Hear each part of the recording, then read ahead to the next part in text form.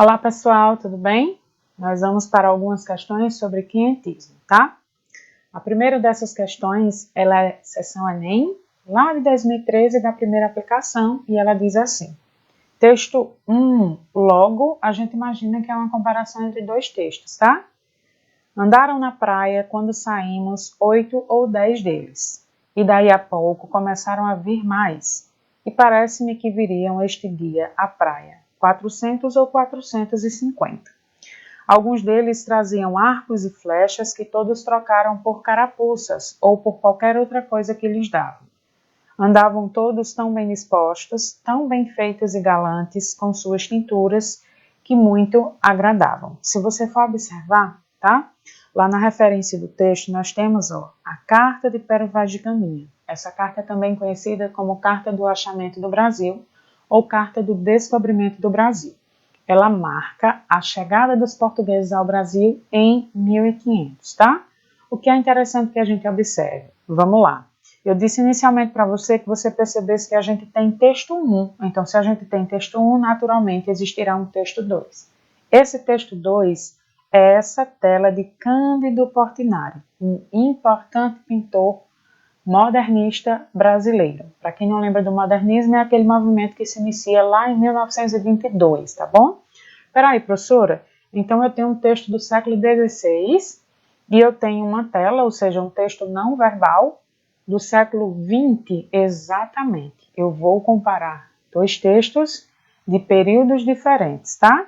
Quando eu vou para esse segundo texto, o que está aí do seu lado direito, eu tenho informações muito importantes. Novamente, olha só, eu tenho um texto que eu posso dividir imaginariamente do ponto de vista vertical, do ponto de vista horizontal, tá bom? O que é que eu quero que vocês percebam? Eu tenho uma perspectiva que é da praia, toda essa região aqui é praia, ó, para o mar, ou seja, eu tenho uma perspectiva da areia, da terra firme, ó, para o mar. É a perspectiva dos nossos nativos, observa, sobre a chegada dos portugueses ao Brasil. Olha as três embarcações aqui, percebe? Vamos lá? A maior parte da tela, ou seja, o espaço predominante dela fala dos nossos nativos. Eu já tenho uma diferença entre esses dois textos, gente. A carta trata da perspectiva de caminha sobre o nativo, tá? Então eu tenho o olhar do homem europeu sobre o nativo brasileiro. A tela de Portinari traz a perspectiva inversa. Eu tenho o olhar do nativo brasileiro sobre os portugueses. Olha que interessante, né? Só para a gente chamar a atenção a alguns aspectos, vocês devem ter percebido que há partes dessa tela que trazem um traço bastante grosso. Olha as marcas de tinta, ó, indicando como os índios se pintavam. Olha as marcas de tinta, ó, de tonalidades diferentes na areia da praia. Esse traço mais grosso, tá? E essa diferença de cor estava relacionada ao ideário modernista, de brincar um pouco mais com a pintura, de subverter algumas normas que existiam até então. Isso são marcas da pintura moderna. Enquanto o texto verbal, lembra da carta de Caminha que a gente está vendo em comparação? É um texto tradicional, com uma linguagem do século XVI. Então, olha que interessante. Eu tenho na carta de Caminha um texto verbal, na tela de Portinari um texto não verbal. Na carta de Caminha, tá? A perspectiva do homem europeu sobre o nosso nativo, enquanto na tela de Portinari a perspectiva do nosso nativo sobre o português. Para a gente encerrar, o que é que a gente percebeu? A linguagem utilizada em cada um dos textos. Na carta de Caminha, uma linguagem específica para o século XVI. Na tela de Portinari, uma linguagem, ou seja, um conjunto de recursos próprios do século XX, tá? Vamos embora continuar? Volta lá para o texto verbal. Andaram pela praia, eu tenho terceira pessoa, ó, Caminha falando sobre os nativos. Quando saímos 8 ou 10 deles e daí a pouco começaram a vir mais. E parece-me, ó, que viriam este dia à praia 400 ou 450. Está relacionado à quantidade de índios que foram até a areia observar a chegada dos portugueses. Alguns deles traziam arcos e flechas. Arcos e flechas eram ferramentas ou armas utilizadas pelos índios, isso dependeria do objetivo, né, desses nativos, que trocaram por carapuças ou por qualquer coisa que lhes davam. Andavam todos tão bem dispostos, é uma referência, né, à postura física dos nativos, tão bem feitos e galantes com suas tinturas que muito agradavam, ok? Então vamos lá, as nossas questões dizem assim: pertencentes ao patrimônio cultural brasileiro, a Carta de Pero Vaz de Caminha e a obra de Portinari retratam a chegada dos portugueses ao Brasil. Vou recapitular para você entender direitinho, tá? Pertencentes ao patrimônio cultural brasileiro, a Carta de Pero Vaz de Caminha e a obra de Portinari retratam a chegada dos portugueses ao Brasil. Apesar de eu ter momentos diferentes, linguagens diferentes, as duas obras, têm o mesmo objetivo: retratar a chegada dos portugueses ao Brasil. Da leitura dos textos, constata-se. O que é que eu digo para vocês sobre enunciado? Leitura dos textos, comparação entre eles, tá? Foi o que a gente fez na nossa leitura. Letra A. Constata-se a Carta de Pero Vaz de Caminha. Representa uma das primeiras manifestações artísticas dos portugueses em terras brasileiras e preocupa-se apenas com a estética literária. Letra B. A tela de Portinari retrata indígenas nus, com os corpos pintados, cuja grande significação é a afirmação da arte acadêmica brasileira e a contestação de uma linguagem moderna. Letra C. A carta, como testemunho histórico-político, mostra o olhar do colonizador sobre a gente da terra, e a pintura destaca, em primeiro plano, a inquietação dos nativos. Letra D. As duas produções, embora usem linguagens diferentes, verbal e não verbal, cumprem a mesma função social e artística. E letra E.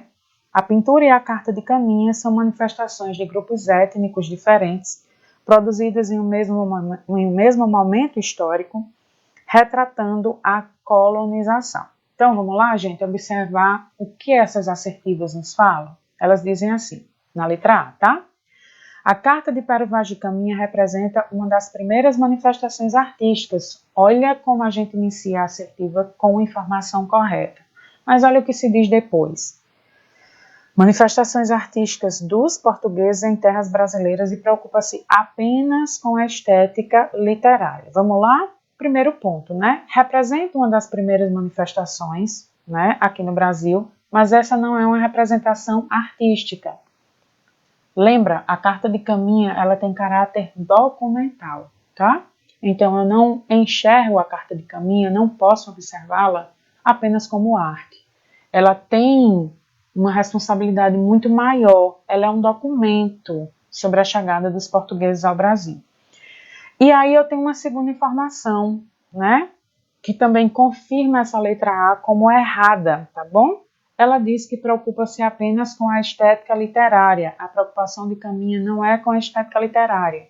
A preocupação de Caminha é com o registro, com a informação. A tentativa é notificar essa chegada aqui no país. Por isso a gente elimina essa letra A. A B, observa, diz que a tela de Portinari retrata indígenas nus com corpos pintados. Observa que eu inicio novamente com uma afirmação correta, mas olha o que se diz, gente, em seguida, cuja grande significação é a afirmação da arte acadêmica brasileira e a contestação de uma linguagem moderna. Eu tenho o oposto. Observem, eu questiono a arte acadêmica brasileira.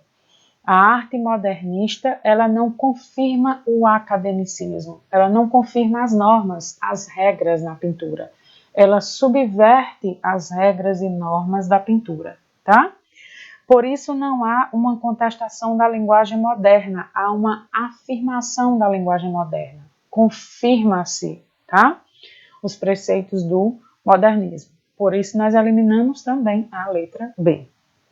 A C diz: A carta, como testemunho histórico-político, começamos da maneira correta. A carta é documental, logo é um testemunho histórico-político, mostra o olhar do colonizador, ou seja, é o olhar de Cabral, o que a gente chama de cosmovisão, a visão de mundo do homem europeu sobre a gente da terra, sobre o nativo. E a pintura destaca em primeiro plano a inquietação dos nativos. Mas, professor, eles estão inquietos? Vamos observar, gente, o que é que a gente tem em primeiro plano? Eu tenho os braços levantados, ó, e eu tenho braços que apontam. Consequentemente, eu tenho a inquietação desses nativos, tá? O que significa dizer que a nossa letra C traz apenas respostas corretas, né? Informações corretas, procedentes. Vamos reler? A carta, como testemunho histórico-político, mostra o olhar do colonizador sobre a gente da terra, e a pintura destaca em primeiro plano a inquietação dos nativos. A gente acabou de observar com os braços que apontam ou que levantam, tá? Confirma a letra C, faz aquele marcadorzinho enquanto a gente observa a letra D e a letra E. A D diz assim: as duas produções, embora usem linguagens diferentes, sim, elas usam linguagens diferentes. O texto de Caminha, a linguagem verbal, a tela de Portinari, a linguagem não verbal. Cumprem a mesma função social e artística, não cumprem a mesma função. Lembra do que a gente vem mencionando aqui? A carta de Caminha cumpre uma função informativa, de notificar, registrar, né? Informar. Enquanto a tela de Portinari cumpre uma função artística. Elas não cumprem a mesma função, tá? E a letra E diz: a pintura e a carta de Caminha são manifestações de grupos étnicos diferentes. Novamente eu tenho, ó, informação correta na assertiva, mas olha o que se diz em seguida: produzidas em um mesmo momento histórico, retratando a colonização, e eu tenho momentos históricos diferentes, tá? Eu tenho o texto de Caminha lá do século XVI e a tela de Portinari lá do século XX, ou seja, confirma-se letra C, tá bom? Vamos a outra questão? Questão 2, novamente questão Enem, do ano de 2009, da primeira aplicação. Observa que a gente tem mais uma vez textos em comparação. Eu tenho um texto não verbal e um texto verbal. Do meu lado esquerdo tem fragmento da carta de Caminha. Vamos lá? Principal texto produzido no século XVI. E do lado direito eu tenho a tela de Ecoute, é um holandês, tá? Porque entre os vários povos que estiveram aqui no Brasil, nós tivemos também os holandeses. E aí, olha o que se diz lá na carta de Caminha.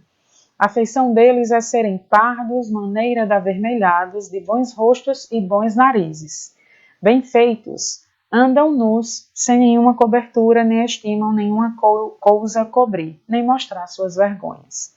E estão acerca disso com tanta inocência como tem em mostrar o rosto. Do lado direito, a gente tem a tela de Ecoute. Observem, é um nativo que está de frente para você, espectador, não é isso?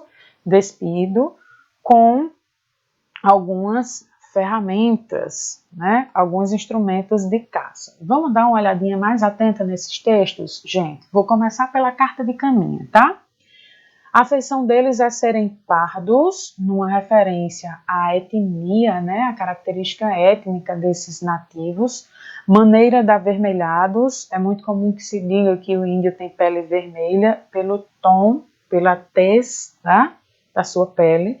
De bons rostos e bons narizes. Por que bons rostos e bons narizes, professora? Bem feitos. Isso está relacionado ao equilíbrio de forma do rosto do índio, porque por muito tempo acreditou-se que além mar, né, nós teríamos seres semelhantes a feras, certo? A bichos. Então, por muito tempo, né, esse aspecto bestial dos aborígenes foi levantado dos nativos.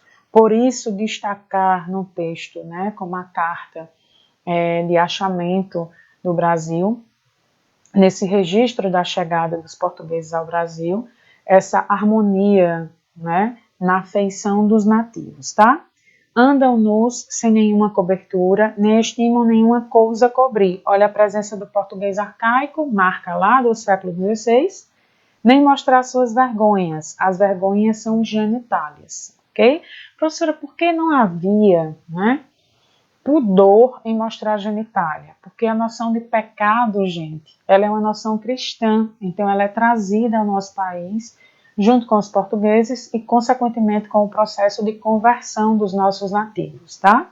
Por isso não havia necessidade dos índios se vestirem, porque o corpo não estava associado ao pecado.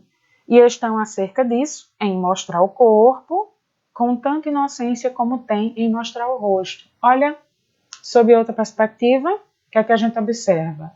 Rosto, tá? E corpo, na verdade, significavam para o índio o mesmo. Havia ingenuidade, né, na exposição física, tá? Desse nativo. E aí, vamos lá. Do lado direito, a gente tem a tela de Ecoute, o holandês que eu falei para vocês. Eu chamei a atenção de vocês, né, para alguns aspectos importantes e agora a gente vai observar outros. Inicialmente, uma peça que nós chamamos de cocar. O cocar é normalmente feito de penas, né? A gente tem ainda instrumentos que ornam esse corpo, ou seja, que enfeitam o próprio corpo, né? Como, vejam, a gente observa na boca, tá? Do índio.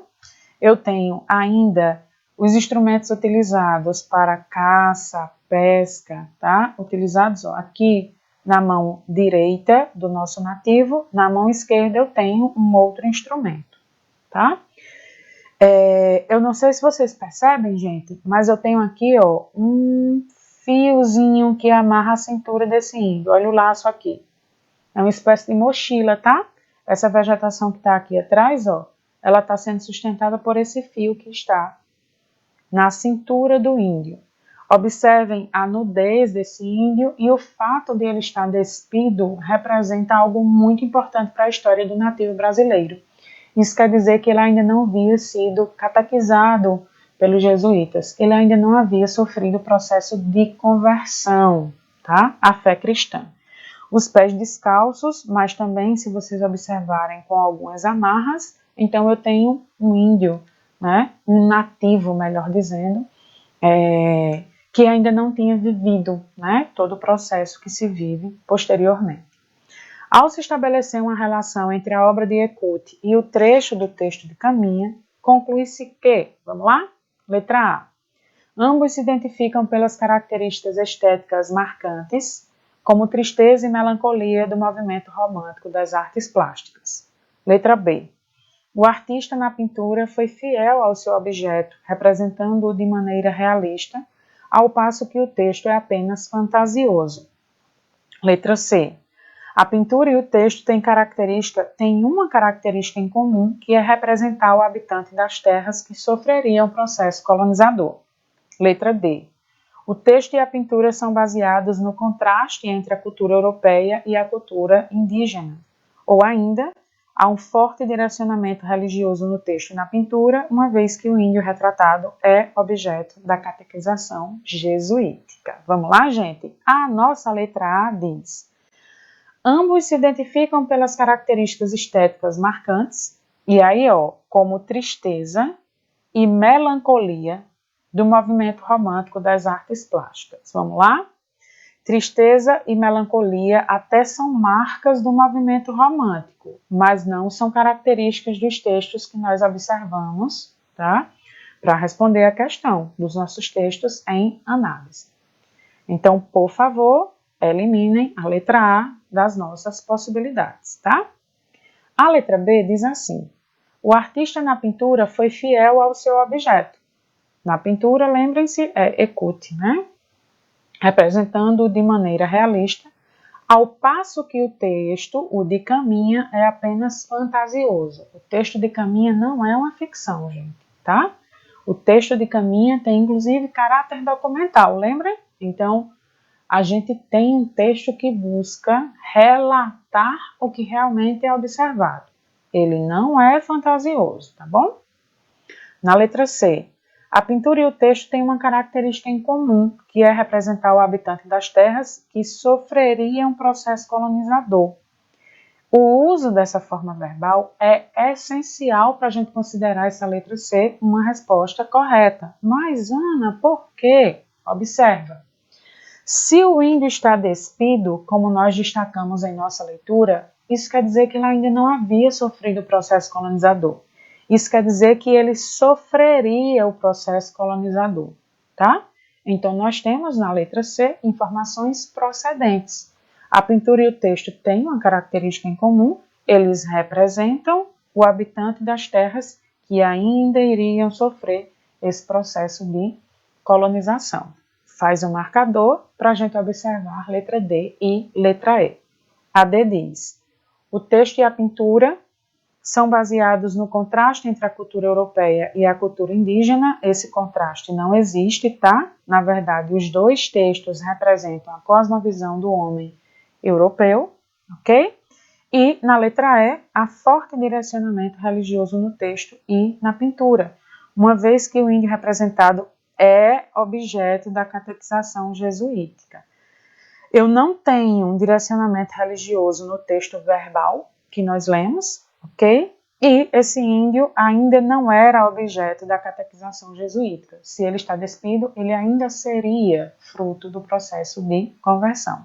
Logo, nós confirmamos como correta a letra C. É isso, pessoal, e até a próxima!